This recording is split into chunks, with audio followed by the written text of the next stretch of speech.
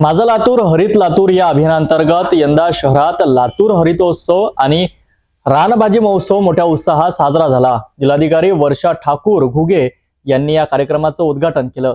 कार्यक्रमात झाडांची दिंडी, रोपांची विक्री आणि रानभाज्यांचा स्टॉलना लातूरकरांनी मोठी गर्दी केली। लातूर शहराला हिरवेगार करण्यासाठी माझं लातूर हरित लातूर या अभियानांतर्गत जिल्हा प्रशासनाने यंदा सलग दुसऱ्या वर्षी लातूर हरितोत्सव आयोजन केलं होतं।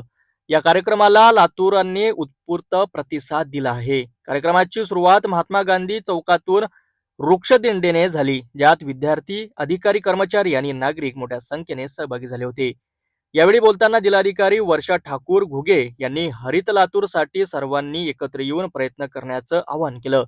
त्यांनी कोविड काळात ऑक्सिजनचं महत्त्व अधोरेखित करत प्रत्येकाचे घराच्या परिसरात, शेतीच्या बांधावर आणि मोकळ्या जागेत झाडे लावण्याचं आवाहन केलं।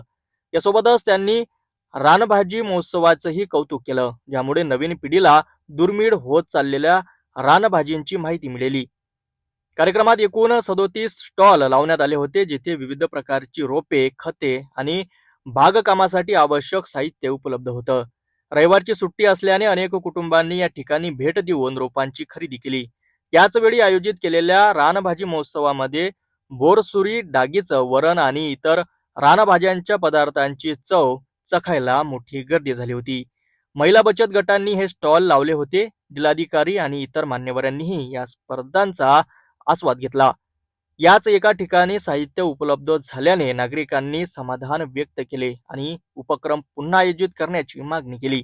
तर अशा प्रकारे लातूर हरितोत्सव आणि रानभाजी महोत्सवाच्या माध्यमातून लातूरकरांनी पर्यावरण आणि आरोग्य या दोन्ही बाबतीत जागरूक असल्याचं दाखवून दिलं।